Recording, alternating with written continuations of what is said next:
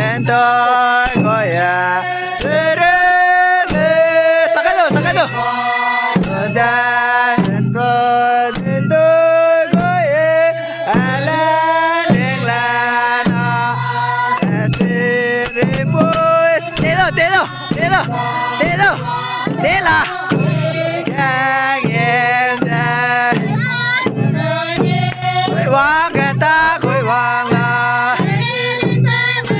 sẽ đứng lên đến tôi lỡ ra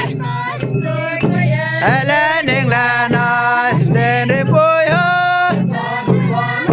đến càng em ra quay hoàng cái ta quay hoàng là sẽ đứng lên đến quay lỡ ra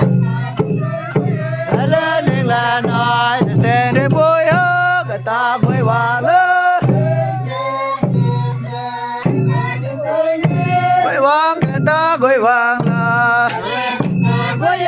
ráng lên để cài lỡ ra lên đen là nói cái ta quay hoàng là